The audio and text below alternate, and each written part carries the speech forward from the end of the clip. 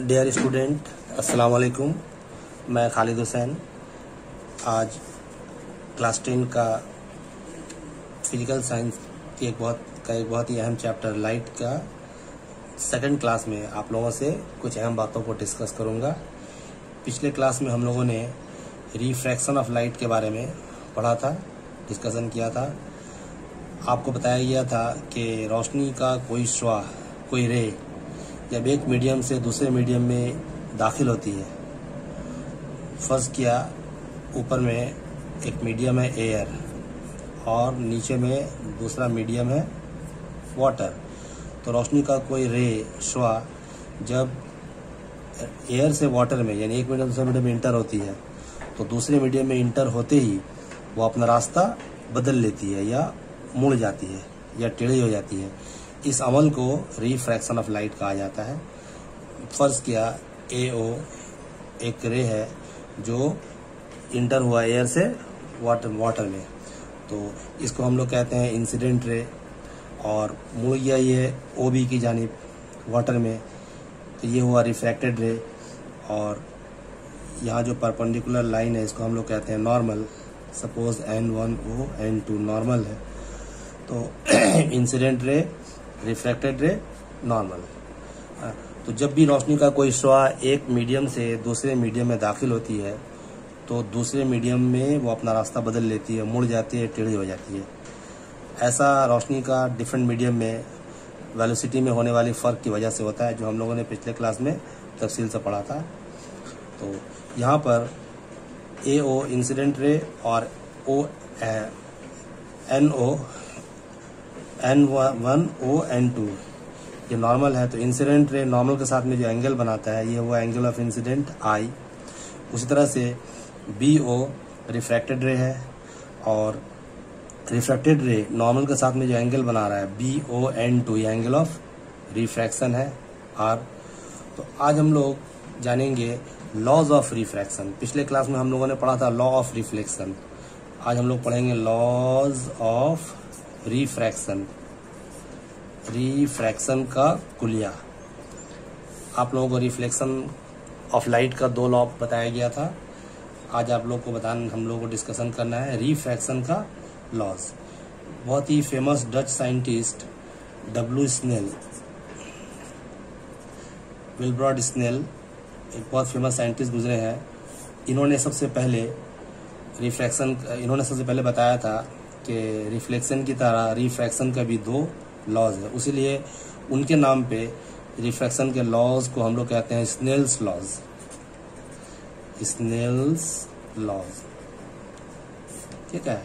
Dutch scientist W Snell first describe that refraction of light obeys 2 laws, so they are known as Snell's laws after his name.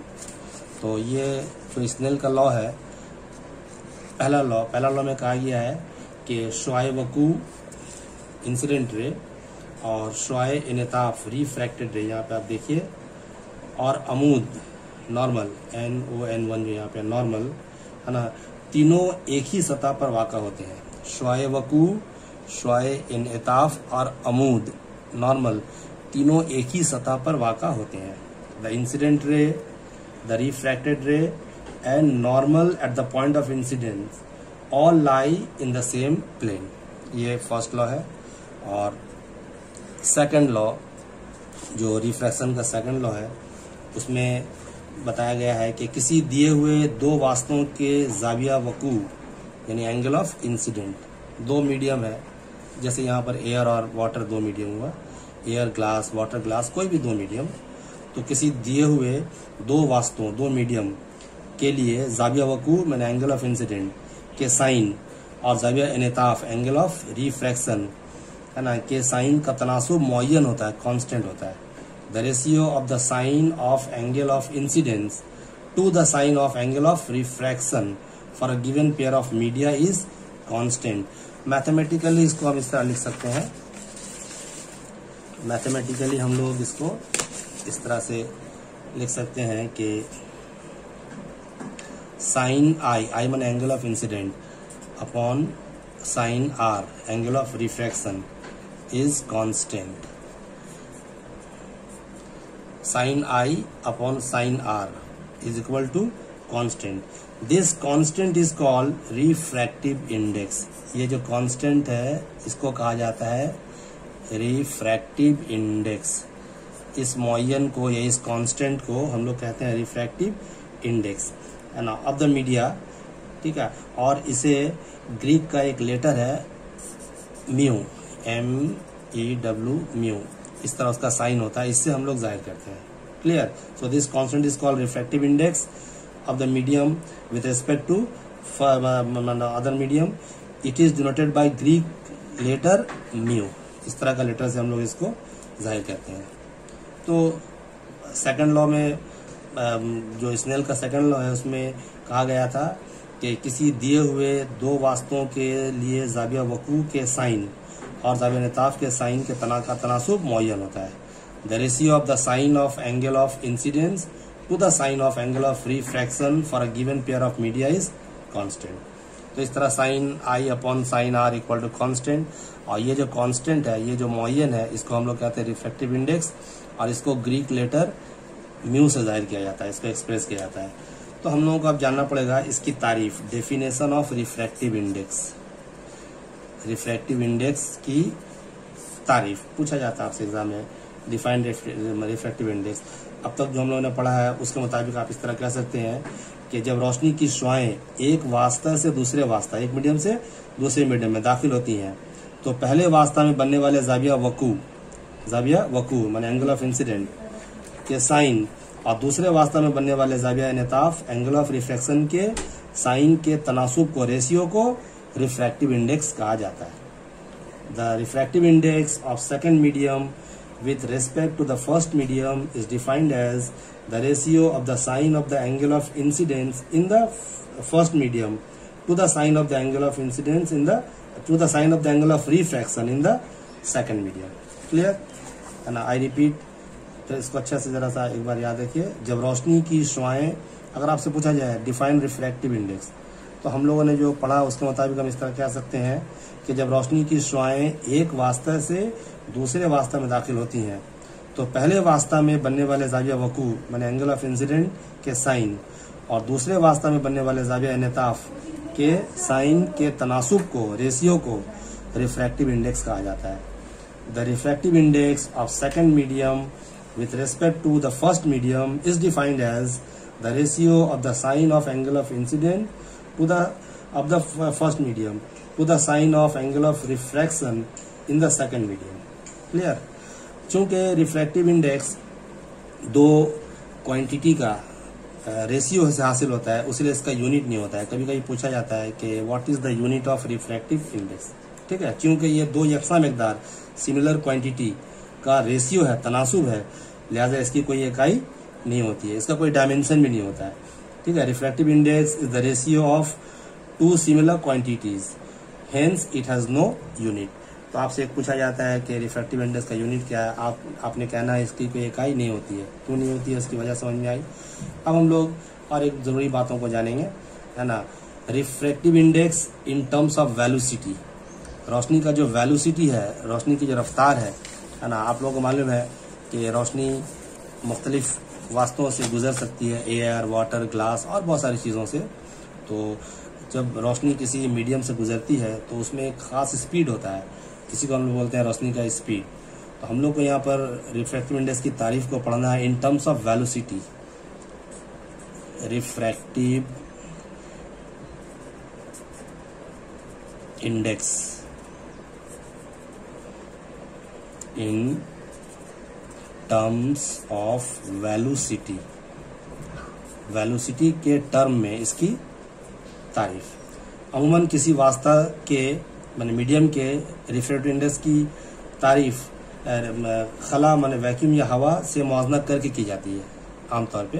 ठीक है. अमूमन किसी वास्ता या किसी भी मीडियम का जो रिफ्रैक्टिव इंडेक्स है उसकी तारीफ है ना खला यानी वैक्यूम या हवा, एयर से मुआवजा करके की जाती है, जिसे हम एब्सोल्यूट रिफ्रैक्टिव इंडेक्स कहते हैं. इसे हम लोग कहते हैं एब्सोल्यूट रिफ्रैक्टिव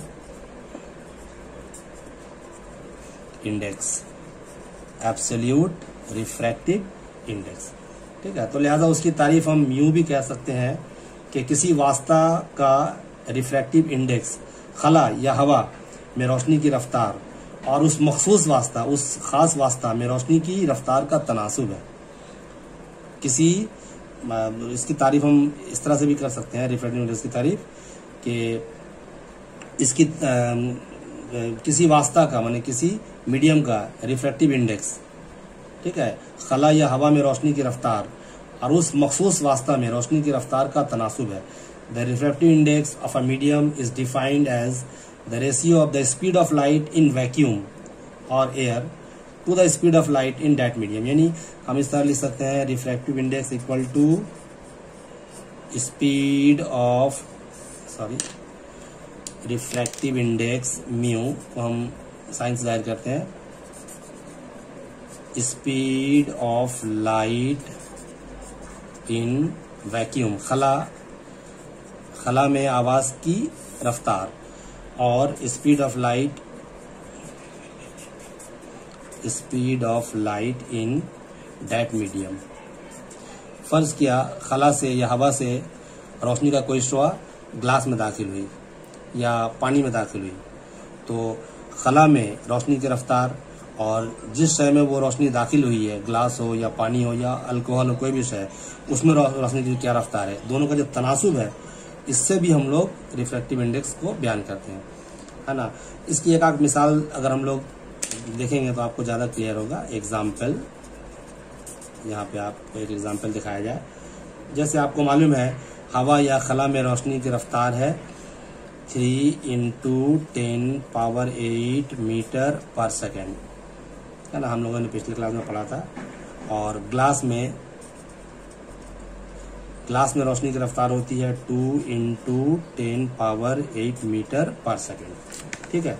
तो अगर आपसे पूछा जाए कि ग्लास का रिफ्रैक्टिव इंडेक्स क्या है, तो इस तरह हम कह सकते हैं, ग्लास का रिफ्रैक्टिव इंडेक्स माने refractive index glass is equal to खला में रोशनी की रफ्तार 3 × 10⁸ मीटर पर सेकेंड और ग्लास में 2 × 10⁸ मीटर पर सेकेंड। तो देखिए 10⁸ कैंसिल, क्या आया 3/2 यानी 1.5। तो ग्लास का रिफ्रैक्टिव इंडेक्स क्या होगा 1.5। आपको एक और मिसाल दिखाया जाए। जैसे खला में या हवा में रोशनी की रफ्तार अभी हम लोगों ने पढ़ा 3 × 10⁸ मीटर पर सेकेंड। और अगर पानी को ले लें हम लोग, वाटर, तो आपको मालूम है वाटर में रोशनी की रफ्तार होती है 2.25 × 10⁸ मीटर।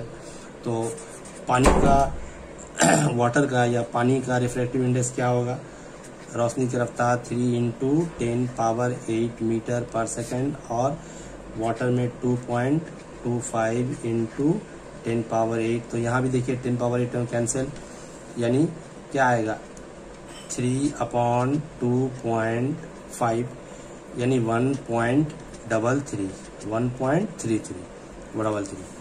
तो इस तरह हम लोगों को मालूम हुआ कि ग्लास का जो रिफ्रैक्टिव इंडेक्स है वो 1.5, उसी तरह से पानी का रिफ्रैक्टिव इंडेक्स 1.33। तो मुख्तलिफ तरह की चीज़ों का रिफ्रैक्टिव इंडेक्स मुख्तलिफ होता है। मुख्तलिफ तरह की चीज़ों का जो रिफ्रैक्टिव इंडेक्स है ये मुख्तलिफ होता है। Refractive index of different substance are different. कुछ खास चीज़ों का रिफ्रैक्टिव इंडेक्स हम लोग को याद रखना चाहिए। जैसे एयर का रिफ्रैक्टिव इंडेक्स ऑफ, ठीक है, some common substance, refractive index of common substance, जैसे एयर का रिफ्रैक्टिव इंडेक्स होता है 1, ठीक है ना। और आपको मालूम है वैक्यूम खला का भी होता है 1। उसी तरह से अभी हम लोगों ने पढ़ा था वाटर का 1.33 अभी हम लोगों ने निकाला था 1.33। ग्लास का हम लोगों ने अभी देखा था ऑर्डिनरी ग्लास, ठीक है, मोटा ग्लास भी मुख्तलिफ तरह का होता है। जो ऑर्डिनरी ग्लास है, आम ग्लास, उसका रिफ्रैक्टिव इंडेक्स होता है ग्लास का 1.5 हम लोगों ने देखा था। उसी तरह से डायमंड, हीरा डायमंड इज द हार्डेस्ट, है ना, सब्सटेंस, मालूम आप लोगों को। डायमंड का होता है 2.41। आइस बर्फ, पानी जब जम जाता है तो बर्फ बन जाता है, तो पानी का रिफ्रैक्टिव इंडेक्स उन्होंने पढ़ा 1.33, लेकिन बर्फ का होता है 1.31। अल्कोहल, अल्कोहल का होता है 1.37। तो बहुत सारी चीज़ें हैं, आपको इतना ज़्यादा याद रखने की ज़रूरत नहीं है ना, इतनी बातों को याद रखिए, इतना काफ़ी है। तो किसी भी शफाफ वास्ता मतलब ट्रांसपेरेंट मीडियम का रिफ्रैक्टिव इंडेक्स हमेशा 1 से ज़्यादा होता है, देखिए है ना। ये water, glass, diamond, ice, alcohol, all these are transparent medium. तो किसी भी शफाफ वास्ता ट्रांसपेरेंट मीडियम का जो रिफ्रैक्टिव इंडेक्स है ये हमेशा 1 से ज़्यादा होता है, क्योंकि खला में रोशनी की रफ्तार किसी भी दूसरे वास्ता से हमेशा ज़्यादा होती है, ठीक है। The refractive index of a transparent medium is always greater than 1 because speed of light in any medium is always less than vacuum. तो इस बात को याद रखना है आप लोगों को। अच्छा, हम लोगों ने देखा कि वाटर का स्पेसिफिक रिफ्रैक्टिव इंडेक्स है 1.33 या ग्लास का है 1.5। तो कभी कभी एग्जाम में पूछता है कि refractive index of glass is 1.5, what does it mean, इसका मतलब क्या है। Refractive index of glass is 1.5, explain या व्हाट डज इट मीन, है ना। इसका मतलब क्या हुआ, ग्लास का रिफ्रैक्टिव इंडेक्स 1.5 है, इसका मतलब क्या हुआ, ठीक है। इसका मतलब ये होता है कि जब रोशनी का कोई शुआ, कोई रे हवा से माने एयर से ग्लास में दाखिल होती है, तो हवा में बनने वाले जाविया वकूअ माने एंगल ऑफ इंसिडेंट के साइन और ग्लास में बनने वाले जाविया निताफ माने एंगल ऑफ रिफ्रैक्शन के साइन का तनासुब रेशियो 1.5 होता है। क्लियर है ना। It means for a ray of light while passing from air to glass, the ratio of sine of the angle of incidence in air to the sine of angle of refraction in glass is 1.5। ठीक है, तो हम लोगों ने पढ़ा है refractive index क्या है ना, एंगल ऑफ इंसिडेंस का साइन का और एंगल ऑफ रिफ्रैक्शन का साइन का एंगल ऑफ रिफ्रैक्शन का रेशियो है। तो ग्लास का रिफ्रैक्टिव इंडेक्स 1.5, उसका मतलब ये हुआ कि जब रोशनी का कोई शुआ या कोई रे हवा से ग्लास में दाखिल होती है, तो हवा में बनने वाले जाविया वकूअ माने एंगल ऑफ इंसिडेंट का साइन और ग्लास में बनने वाले जाविया इनताफ माने एंगल ऑफ रिफ्रैक्शन के साइन का जो रेशियो है, तनासुब है, वो 1.4 होता है। तो इसको याद रखना आप लोगों को। यहाँ पे एक दो और जरूरी बात आप लोगों को याद दिला दें कि if refractive index is greater than 1, if refractive index greater than 1, अगर 1 से ज्यादा हो, then the first medium is optically rare and the second medium is denser. जैसे यहाँ पर आप गौर कीजिए, ग्लास का रिफ्रैक्टिव इंडेक्स कितना 1.5, मतलब क्या हुआ, हवा से ग्लास में है तो हवा रेयर है और ग्लास डेंसर है। या यहाँ पे आप लीजिए वाटर का रिफ्रैक्टिव इंडेक्स कितना है 1.31, तो हवा से जब रोशनी दाखिल हुई पानी में, ठीक है, तो हवा क्या हुआ, रेयर मीडियम हुआ और पानी क्या है, डेंसर है। तो अगर रिफ्रैक्टिव इंडेक्स 1 से ज्यादा हो, ग्रेटर देन 1, तो उसका मतलब ही होता है कि फर्स्ट मीडियम जो है वो रेयर मीडियम है और सेकंड मीडियम जिसमें वो इंटर हुआ वो डेंसर मीडियम है। This means that the speed of light है ना is more in the first medium है ना देन सेकंड मीडियम। ठीक है, क्लियर हो गया। अगर जैसे हवा से रोशनी दाखिल हुई पानी में, तो हवा में रोशनी का वेलोसिटी कितना 3 × 10⁸ मीटर पर सेकेंड। अभी हम लोगों ने यहाँ पे देखा है हवा में रोशनी का जो वेलोसिटी है वो 3 × 10⁸ मीटर पर सेकेंड, देखिए। और वाटर में 2.25 × 10⁻, तो हवा में रोशनी का जो वेलोसिटी है, स्पीड है, वो ज़्यादा है और पानी में कम है। तो हवा क्या होगा, रेयरर, और पानी हो जाएगा डेंसर। तो इस बात को याद रखना आप लोगों को कि अगर रिफ्रैक्टिव इंडेक्स का वैल्यू 1 से ज़्यादा हो, तो मतलब ये हुआ है कि जो फर्स्ट मीडियम है वो रेयरर मीडियम है और सेकेंड मीडियम डेंसर मीडियम है। यानी है ना, फर्स्ट मीडियम में जो रोशनी की रफ्तार है वो ज़्यादा है। और if the refractive index is less than 1, अगर 1 से कम हो, इट इज़ लेस देन 1। बाज़ औक़ात बहुत सारी चीज़ों का जो रिफ्रैक्टिव इंडेक्स हम लोग अभी आगे देखेंगे वो 1 से कम होता है। तो if it is less than 1, है ना, the case is just opposite, ठीक, इसका उल्टा मामला होगा। इस बात का देखिएगा। और आप लोगों को मालूम है कि हवा और वैक्यूम, हवा और खला दोनों में रोशनी की रफ्तार बराबर है। हवा में रोशनी की रफ्तार होती है, हवा में रोशनी की रफ्तार है 3 × 10⁸ मीटर पर सेकंड, और खला या वैक्यूम, खला में रोशनी की रफ्तार भी है 3 × 10⁸ मीटर। तो हवा और खला दोनों में रोशनी की रफ्तार बराबर है। तो जब रोशनी खला से, वैक्यूम से एयर हवा में इंटर होती है ना, तो चूंकि दोनों की रफ्तार बराबर है तो इन दोनों का रेशियो क्या होगा, 1। तो यहाँ पे जो रिफ्रैक्टिव इंडेक्स है उसका वैल्यू क्या आएगा, 1 आएगा। ठीक है, इस बात को याद रखना है। If the refractive index of 2 media are same, then a ray of light will pass from one medium to another medium without any change in direction of its path, because the speed of light will be same in both the media। ठीक है, जैसा हम लोगों ने यहाँ पर देखा। तो ये एक बात। अब इसके बाद हम लोग और एक दो ज़रूरी बातों को जानेंगे इस चैप्टर में, है ना। रिफ्रैक्टिव इंडेक्स, अभी हम लोगों ने पढ़ा रिफ्रैक्टिव इंडेक्स को एयर का कंपैरिजन में, लेकिन कोई ज़रूरी नहीं कि हमेशा हवा से ही रोशनी दूसरे मीडियम में दाखिल हो। बाज़ औक़ात वाटर से ग्लास में या ग्लास से वाटर में भी जा सकती है, या एक मीडियम दूसरा मीडियम में जा सकती है। तो हम लोग यहाँ पर एक और मिसाल के ज़रिए इसको और ज़्यादा बेहतर तौर पे क्लियर करने की कोशिश करेंगे। रिफ्रैक्टिव इंडेक्स ऑफ ग्लास, ठीक है, with respect to water, with respect to water. Refractive index of glass with respect to water, है ना। ग्लास का रिफ्रैक्टिव इंडेक्स वाटर के रेस्पेक्ट में क्या होता है ना। रिफ्रैक्टिव इंडेक्स का साइन म्यू, ठीक है। ग्लास जी, किसके रेस्पेक्ट में, वाटर, तो इधर दे दिया हम लोग। अच्छा, हम लोग जानते हैं कि रिफ्रैक्टिव इंडेक्स क्या है, स्पीड ऑफ, यहाँ पर चूंकि वाटर का रिस्पेक्ट में है ना, हमको इसका ग्लास का करना है, तो हम लिख सकते हैं speed of light in water, पानी में रोशनी की रफ्तार, divided by speed of light in glass. अच्छा, हमको मालूम है कि वाटर में, पानी में रोशनी की रफ्तार या रोशनी का वेलोसिटी होता है 2.25 × 10⁸, अभी हम लोगों ने पढ़ा था, और ग्लास में 2 × 10⁸ मीटर पर सेकेंड। तो अगर यहाँ पर हम देखेंगे तो 10⁸ ऊपर नीचे दोनों कैंसिल, यानी आएगा क्या, 2.25/2। तो 2.25 ऊपर वाला बड़ा, नीचे वाला अगर डिवाइड करेंगे तो 1.125, है ना। यानी refractive index of glass with respect to water is 1.125। Refractive index of glass with respect of water is 1.125, ठीक है ना।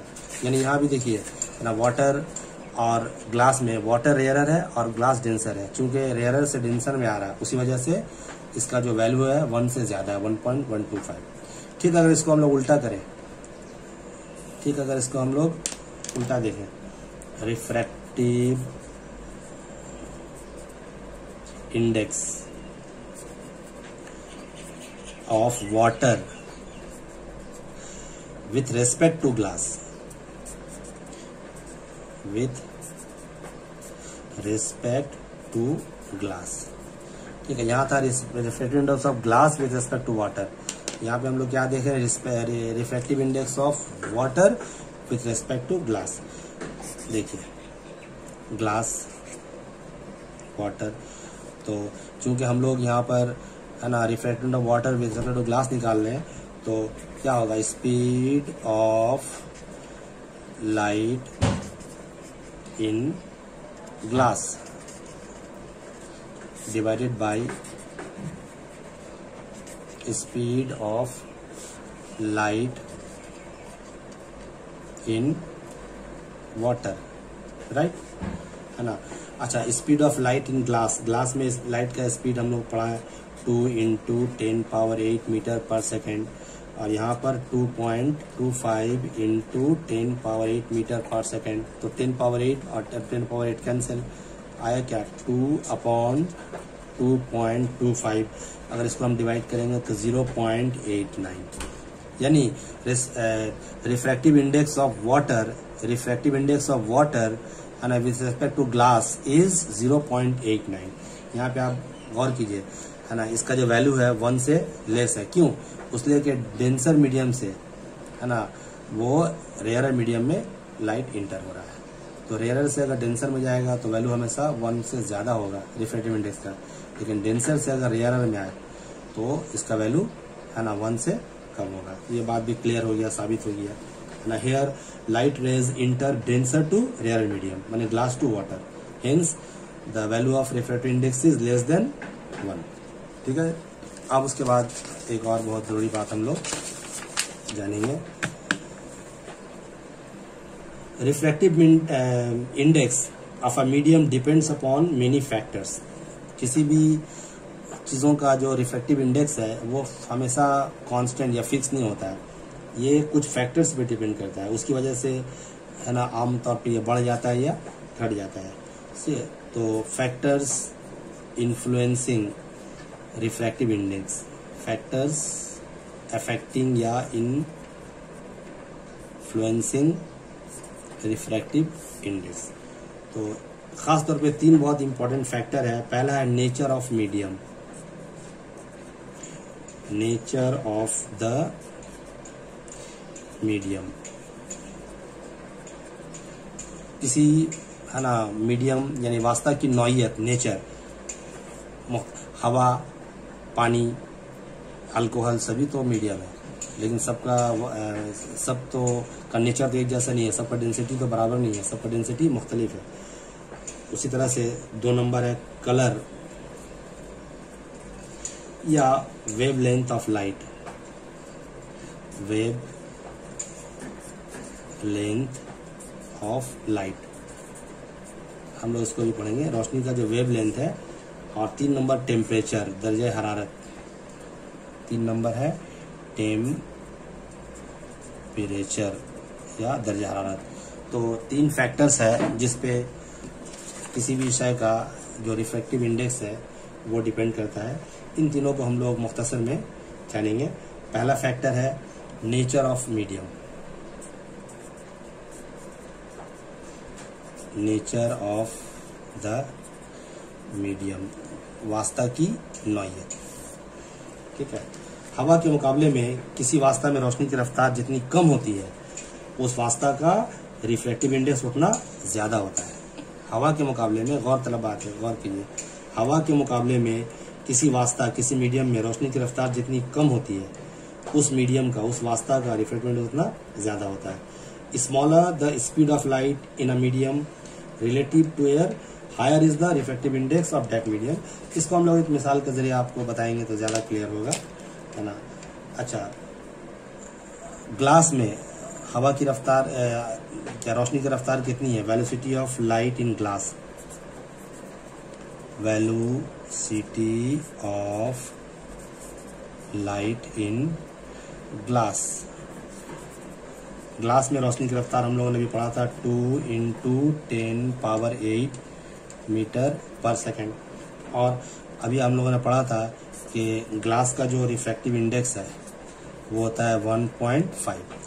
उसी तरह से velocity of light in water, velocity of light in water, पानी में रोशनी की रफ्तार 2.25 × 10⁸ मीटर पर सेकेंड। और हम लोगों ने पढ़ा था कि पानी का रिफ्रैक्टिव इंडेक्स होता है 1.33।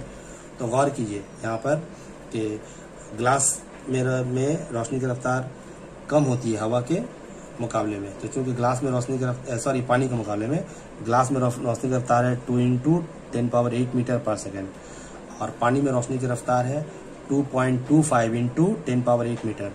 तो ग्लास में रोशनी की रफ्तार पानी के मुकाबले में कम होती है, और ग्लास का जो रिफ्रैक्टिव इंडेक्स है वो पानी से ज़्यादा होता है। तो अगर रोशनी की रफ्तार कम होगी किसी मीडियम में तो उसका रिफ्रैक्टिव इंडेक्स ज़्यादा होगा, और रोशनी की रफ्तार ज़्यादा होगी तो रिफ्रैक्टिव इंडेक्स कम होगा। तो इस तरह ये बात हम लोगों को मालूम हुआ कि रिफ्रैक्टिव जो इंडेक्स है किसी विषय का, मीडियम का, है ना, वो उसके नेचर पे डिपेंड करता है। ये एक ज़रूरी बात है, इसको आप लोग को याद रखना है। 2 नंबर जो पॉइंट है वो क्या है, वेव लेंथ। वेव लेंथ या कलर ऑफ लाइट, ठीक है, कलर या वेव लेंथ ऑफ लाइट, रोशनी का रंग या उसका वेव लेंथ। आप लोग को मालूम है कि white light consist of 7 colour. सफ़ेद रोशनी जो है या सादा जो रोशनी है वो 7 रंगों का मजमुआ होता है। विबजियोर आपको याद आ रहा होगा, violet, indigo, blue, green, yellow, orange और रेड। तो ये 7 रंगों का मजमुआ है सफ़ेद रोशनी, है ना। Violet, indigo, blue, green, yellow, orange और रेड। इसको हम लोग और आगे अच्छा से पढ़ेंगे। तो खला में रोशनी की तमाम रंगों कलर्स की रफ्तार बराबर होती है, ठीक है। ये जितना कलर है वैक्यूम में सबकी रफ्तार बराबर होती है, 3 × 10⁸ मीटर पर सेकेंड। लेकिन दूसरे शफाफ वास्तव में, ट्रांसपेरेंट मीडियम में रोशनी के मुख्तलिफ रंगों की रफ्तार मुख्तलिफ होती है। याद रखिएगा, फिर हम याद दिलाएं, ज़रूरी पॉइंट है। खला में, वैक्यूम में रोशनी की तमाम रंगों की रफ्तार बराबर होती है, लेकिन दूसरे ट्रांसपेरेंट मीडियम, शफाफ वास्तव में रोशनी के मुख्तलिफ रंगों की रफ्तार मुख्तलिफ होती है। किसी भी वास्तव में रेड लाइट की रफ्तार सबसे ज़्यादा होती है। सबसे ज़्यादा रफ्तार किसकी होती है, रेड लाइट। इसकी रफ्तार होती है मैक्सिमम, ठीक है, और सबसे कम रफ्तार होती है वायलेट, मिनिमम। रोशनी की सबसे ज़्यादा रफ्तार कौन से रंग की होती है, रेड लाइट की, और सबसे कम किसकी होती है, वायलेट की। तो किसी भी वास्तव में रेड लाइट की रफ्तार सबसे ज़्यादा मैक्सिमम, और वायलेट लाइट की रफ्तार सबसे कम होती है। लिहाजा वायलेट लाइट का रिफ्रैक्टिव इंडेक्स सबसे ज़्यादा होता है। सबसे ज़्यादा रिफ्रैक्टिव इंडेक्स अगर वेलोसिटी माना जाए, वेलोसिटी रफ्तार, तो रेड लाइट का वेलोसिटी 7 में सबसे ज़्यादा और सबसे कम वायलेट का। लेकिन चूंकि इसका वेलोसिटी सबसे ज़्यादा है, नतीजा तौर पे इसका जो रिफ्रैक्टिव इंडेक्स है सबसे कम होगा, मिनिमम। यानी 7 रंग में सबसे कम रिफ्रैक्टिव इंडेक्स किसका होगा, रेड का, और सबसे ज़्यादा रिफ्रैक्टिव इंडेक्स किसका होगा, वायलेट का, मैक्सिमम। इस बात को याद रखिएगा। अभी हम लोगों ने पढ़ा था ऊपर में कि वेलोसिटी ज़्यादा होने से रिफ्रैक्टिव इंडेक्स क्या होता है, घटता है, और वेलोसिटी कम होने से रिफ्रैक्टिव इंडेक्स बढ़ता है, ठीक है ना। तो ये बहुत ज़रूरी बात है, इसको याद रखना आप लोग को, है ना। फिर हम याद दिला दें कि वायलेट लाइट का जो रिफ्रैक्टिव इंडेक्स है सबसे ज़्यादा होता है और रेड लाइट का सबसे कम होता है। वायलेट से रेड की जानिब रोशनी का वेवलेंथ बतदरीज आहिस्ता आहिस्ता ग्रेजुअली बढ़ता जाता है। हम लोग जब वायलेट से जाते हैं रेड की तरफ तो इसका जो वेवलेंथ है वो क्या होता है, बढ़ता जाता है। तो वायलेट से रेड की जानिब, है ना, रोशनी का जो वेवलेंथ है वो बढ़ता जाता है। उसीलिए किसी वास्ता का रिफ्रैक्टिव इंडेक्स वेवलेंथ के बढ़ने पर घट जाता है। Refractive index of a medium decreases with the increase in temperature. तो ये 2 नंबर फैक्टर हुआ। और 3 नंबर फैक्टर है टेम्परेचर। टेम्परेचर दर्जा हरारत। दर्जा हरारत पे भी रिफ्रैक्टिव इंडेक्स का असर होता है। दर्जा हरारत के बढ़ने पर, इंक्रीज होने पर किसी वास्ता, किसी मीडियम में रोशनी की रफ्तार बढ़ जाती है, जिसके सबब रिफ्रैक्टिव इंडेक्स घट जाता है। याद रखिएगा, दर्जा हरारत के बढ़ने पर किसी मीडियम में रोशनी की रफ्तार बढ़ जाती है। टेम्परेचर बढ़ने से रोशनी की रफ्तार बढ़ती है ना। और रोशनी की रफ्तार बढ़ने के सबब रिफ्रैक्टिव इंडेक्स क्या होता है, घट जाता है। With increase in temperature the speed of light in a medium increases, so the refractive index of the medium decreases. उसके बाद हम लोग एक और ज़रूरी बात को हम लोग इंशाअल्लाह ताला जानेंगे, है ना। अभी हम लोगों ने पढ़ा था refractive index in terms of velocity. अब हम लोग और एक इम्पॉर्टेंट टॉपिक को जानेंगे, refractive index in terms of wavelength. इसको जरा सा गौर से देखिएगा। Refractive index in terms of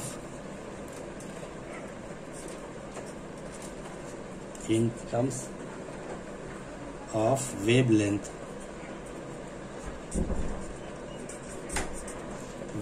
के टर्म पे, ठीक है। इससे पहले हम लोगों ने refractive index in terms of velocity पढ़ा था। अब हम लोग जानेंगे refractive index in terms of wavelength.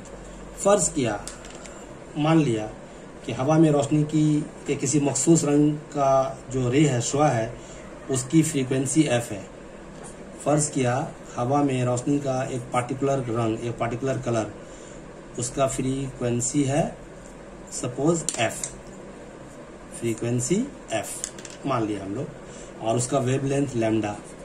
Wavelength को हमेशा एक लैटिन साइन है, उसको लैम्डा से ज़ाहिर किया जाता है, तो उसका वेवलेंथ हम लोग मान लिया लैम्डा, ठीक है। फ्रीक्वेंसी f और वेवलेंथ को हम लोगों ने क्या मान लिया, लैम्डा, ठीक है।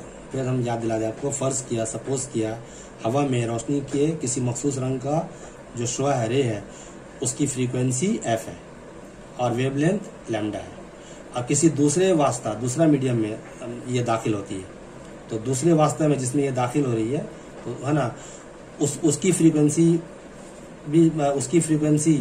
में कोई तब्दीली, जब रोशनी का कोई शुआ एक मीडियम दूसरा मीडियम में दाखिल होता है तो उसका फ्रीक्वेंसी कभी चेंज नहीं होता, वेवलेंथ चेंज होता है, वेलोसिटी चेंज होता है, मगर फ्रीक्वेंसी कभी चेंज नहीं होता है। तो दूसरे वास्ते में दाखिल होने पर उसकी फ्रीक्वेंसी में कोई तब्दीली वाक़ा नहीं होती, लेकिन उसका वेवलेंथ चेंज हो जाता है। तो फर्ज किया दूसरा मीडियम जिसमें वो रोशनी का शुआ दाखिल हुआ है, उसका वेवलेंथ है, पहला वाला मीडियम यानी हवा में वेवलेंथ हम लोगों ने क्या माना था, लैम्डा, तो इसको हम लोग मान लेते हैं लैम्डा डैश, ठीक है। इस तरह से इसको हम लोग मान लिया लैम्डा डैश, ठीक है। अच्छा, पहला जो मीडियम है हवा जिससे रोशनी दाखिल हुआ दूसरा मीडियम में, उसका वेलोसिटी है suppose v, c, velocity of light in air या वैक्यूम, वेलोसिटी है c, और यहाँ पे जो लाइट का वेलोसिटी है इसको हम लोग मान लेते हैं v। सेकंड मीडियम जिसमें लाइट एयर से या वैक्यूम से इंटर हुआ है, इसमें लाइट का वेलोसिटी को मान लें हम लोग v, वेलोसिटी ऑफ लाइट, इसको हम लोग क्या मान लेते हैं सपोज v, ठीक है। याद रखना है। फिर हम याद दिला दें आप लोगों को, है ना, कि हवा में लाइट का एक पार्टिकुलर कोई कलर है, उसका फ्रीक्वेंसी है f, उसका वेवलेंथ है लैम्डा, और एयर में लाइट का वेलोसिटी को हम लोग मान लिया c, और वहाँ से जो दूसरा मीडियम में एंटर हुआ है उसका वेवलेंथ को मान लिया हम लोग लैम्डा डैश, और उसका वेलोसिटी को मान लिया v। और फ्रीक्वेंसी चूँकि चेंज नहीं होता है, तो फ्रीक्वेंसी चूँकि यहाँ पे f है तो यहाँ पे भी f रहेगा। तो आप लोगों को मालूम है कि हवा में जो वेलोसिटी इक्वल टू क्या होता है, फ्रीक्वेंसी इंटू वेवलेंथ। तो हवा में जो लाइट का वेलोसिटी c, ये इक्वल टू क्या होगा, f इंटू लैम्डा, ठीक है। वेलोसिटी इक्वल टू होता है फ्रीक्वेंसी इंटू वेवलेंथ, ये इक्वेशन नंबर 1। और जिस दूसरे मीडियम में वो लाइट इंटर हुआ है, वहाँ पर वेलोसिटी इक्वल टू क्या होगा, f इंटू लैम्डा डैश, है ना। Velocity frequency into wavelength, frequency तो इसका f ही है, सेम रहता है। यहाँ पे वेवलेंथ चूँकि है ना लैम्डा था, तो f इंटू लैम्डा, ये इक्वेशन नंबर 2। अगर हम ये जो वेलोसिटी ऑफ, हम लोग रिफ्रैक्टिव इंडेक्स इक्वल टू क्या होता है, खला या वैक्यूम में आवाज़ की रफ्तार या वेलोसिटी, और जिस मीडियम में लाइट इंटर हुआ है उसमें आवाज़ की रफ्तार, इन दोनों का रेशियो को हम लोग कहते हैं रिफ्रैक्टिव इंडेक्स। तो रिफ्रैक्टिव इंडेक्स इक्वल टू हम लिख सकते हैं c/v in velocity of light in air और vacuum upon divided by velocity of light in that medium. अब यहाँ पे देखिए c equal to what, f into lambda, यहाँ पे देखिए v इक्वल टू क्या है, f इंटू लैम्डा डैश। तो देखिए f कैंसिल, तो आएगा क्या, लैम्डा अपॉन लैम्डा डैश। यानी ये जो रिफ्रैक्टिव इंडेक्स है ये इक्वल टू क्या हुआ, वेवलेंथ ऑफ लाइट, है ना, in air upon wavelength of light in second medium, उस मीडियम जिसमें लाइट इंटर हुआ, ठीक है। तो that is refractive index is inversely proportional to wavelength of light. Clear, refractive index is inversely proportional to wavelength of light. रोशनी का जो refractive index है ना, किसी भी चीज का जो रिफ्रैक्टिव इंडेक्स है वो वेवलेंथ का इनवर्सली प्रोपोर्शनल होता है। यहाँ पे हम लोग को ये बात क्लियर हो गया, ठीक है। So when light passes from rarer to denser medium, जब लाइट रेयर मीडियम से डेंसर मीडियम में इंटर होता है तो हम लोगों को मालूम है कि रिफ्रैक्टिव इंडेक्स हमेशा 1 से ज्यादा होता है, clear. So when light passes from rare to denser medium, है ना, इट्स वेवलेंथ डिक्रीजेस, इसका वेवलेंथ क्या होता है, घट जाता है। और ठीक इसका उल्टा, है ना, if it passes from denser to rare medium, अगर डेंसर मीडियम से रेयर मीडियम में आए, आप लोगों को मालूम है जब डेंसर मीडियम से रेयर मीडियम में आती है तो रिफ्रैक्टिव इंडेक्स हमेशा 1 से छोटा होता है। So when it passes from denser to rare medium, its wavelength increases, इसका वेवलेंथ इंक्रीज हो जाता है ना। तो इस बात को फिर आपको याद दिला दें, when light passes from rare to denser medium, its wavelength decreases, जब रोशनी का कोई शुआ लतीफ वास्ता मतलब रेयर मीडियम से डेंसर मीडियम में कसीफ वास्ता में दाखिल होती है तो उसका वेवलेंथ घट जाता है ना। और ठीक इसका उल्टा, जब रोशनी का कोई शुआ डेंसर मीडियम से रेयर मीडियम में दाखिल होती है कसीफ वास्ता से लतीफ वास्ता में, सपोज पानी से हवा में या ग्लास से हवा में, तो उसका वेवलेंथ बढ़ जाता है। तो इसको एक छोटा सा प्रॉब्लम है ना, इसका हम लोग कर लें, उसके बाद हम लोग आज का टॉपिक खत्म करेंगे। एक प्रॉब्लम भी कभी कभी आपको दिया जाता है, एक छोटा सा प्रॉब्लम, ज़्यादा बड़ा प्रॉब्लम नहीं, छोटा प्रॉब्लम, है ना। जैसे refractive index of water is, refractive index of water is 4/3, calculate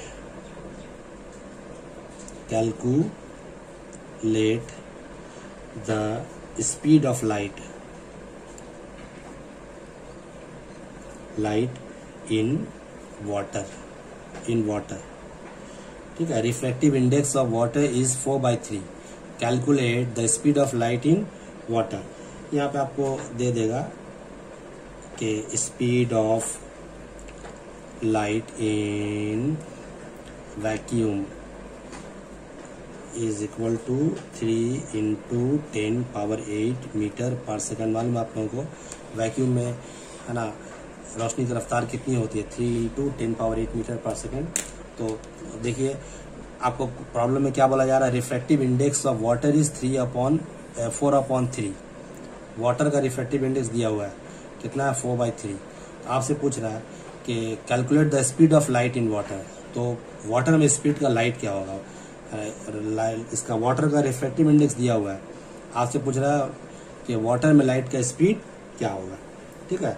solution देखिए, हम लोग जानते हैं रिफ्रैक्टिव इंडेक्स इक्वल टू क्या होता है, स्पीड ऑफ, चूंकि यहाँ पर मामला है वाटर का, तो रिफ्रैक्टिव इंडेक्स इक्वल टू क्या होता है, speed of light in vacuum upon speed of light in water. लिख सकते हैं हम लोग इस तरह से, स्पीड ऑफ लाइट इन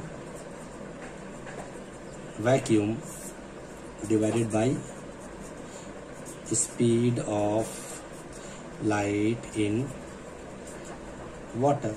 अच्छा, यहाँ पे गौर कीजिए, आपको प्रॉब्लम में दिया हुआ है कि वाटर का रिफ्रैक्टिव इंडेक्स का वैल्यू क्या दिया, 4/3।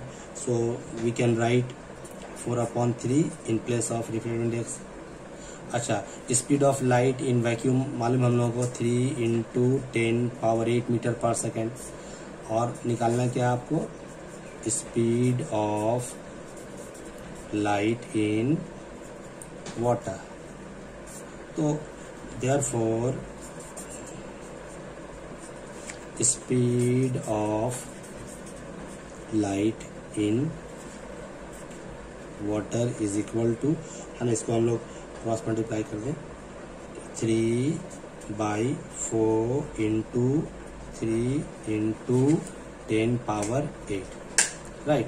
अगर इसको हम लोग कैलकुलेशन करें 9/4 × 10⁸, इसको डिवाइड कीजिए 2.25 × 10। देखिए 9/4 को अगर आप डिवाइड कीजिएगा 4 से, 4 2 = 8, कैरीड 1 0, 4 2 = 8, 4, है ना, 2.25, right. So speed of light in water is 2.25 × 10⁸ metre per second. तो डियर स्टूडेंट, है ना, आज इतना ही। इंशाअल्लाह ताला आज ये लाइट चैप्टर का सेकंड क्लास था।